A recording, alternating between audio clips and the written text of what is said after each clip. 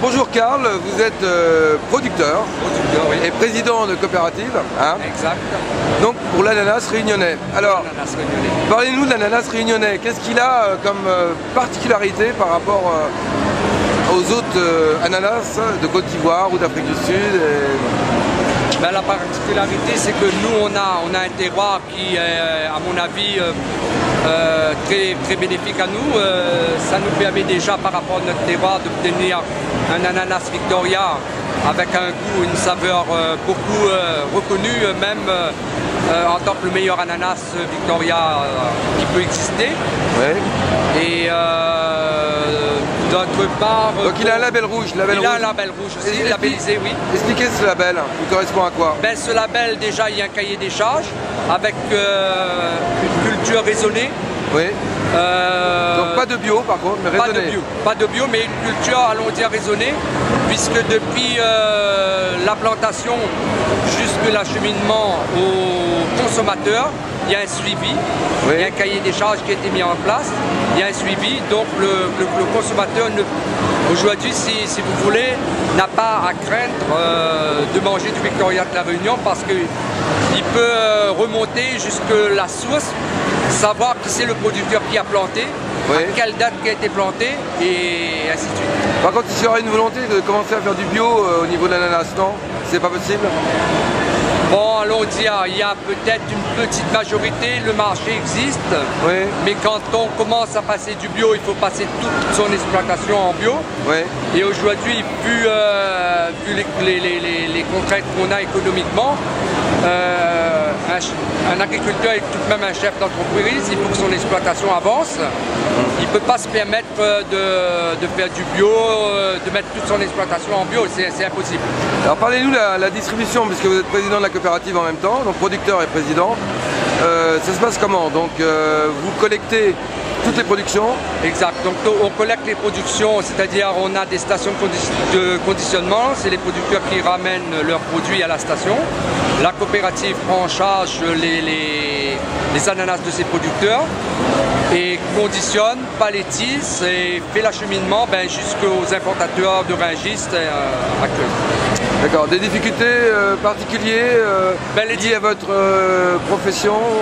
Les difficultés, bon, c'est sûr sur le local, on a des difficultés. Bon, on est un département français, c'est que tout le monde ne sait pas aujourd'hui faire la différence entre la Réunion, ne sait pas aussi où se trouve la Réunion.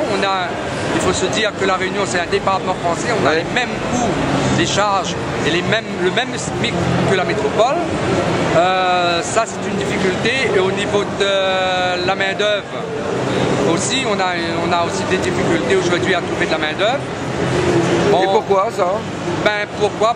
Parce que les jeunes deviennent de plus en plus paresse, à mon avis. D'accord. Et c'est un petit peu, bon, il y a allons dire, il y a beaucoup de social qui se fait depuis peu avec, comme vous connaissez, avec le RMI, tout ce qui s'ensuit. Personne ne veut plus travailler, donc on est obligé d'essayer de s'organiser pour arriver à faire nos plantations, notre conditionnement. Pourtant c'est pas un métier particulièrement difficile par rapport à d'autres métiers ici? Très difficile, parce que le Victoria ne se cultive d'année en année. On ne peut pas, c'est pas une culture pérenne. On plante, on récolte, on arrache, on replante. Il faut pouvoir avoir un produit de qualité et avoir aussi le calibre qu'il faut, le calibre demandé avec nos importateurs métropolitains. Très bien. On en vit quand même bien de la production d'ananas. Ou franchement, allez, un mot optimiste ou négatif? Comment? Je veux dire, on en vit bien de la production d'ananas. Oui, on en vit, oui.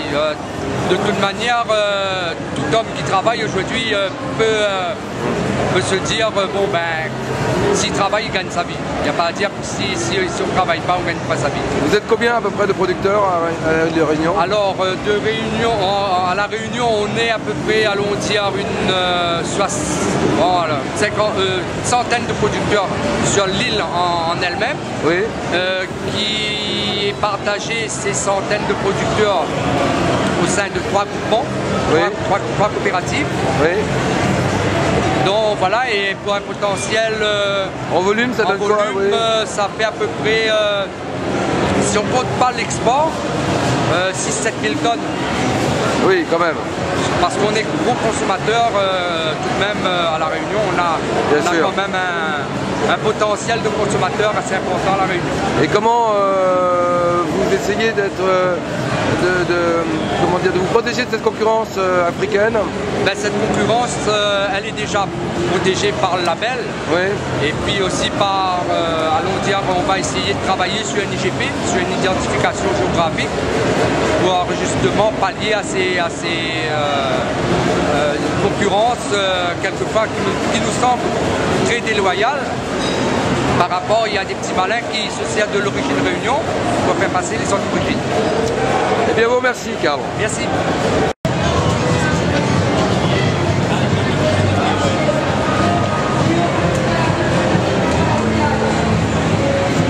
Pascal, bonsoir, vous êtes sur le stand de l'île de la Réunion. Alors la fête sur l'île de la Réunion, ça se concrétise comment? C'est génial, c'est quoi? Toute l'année? Oui, en fait il y a des fêtes toute l'année. Depuis le 1er janvier jusqu'au 31 décembre, il y a des fêtes. Donc, vous nous mentez pas là, c'est vrai? Non, c'est la vérité. Venez voir à l'île de la Réunion et vous verrez bien. Merci. Et vous vous amuserez avec nous. Merci Pascal.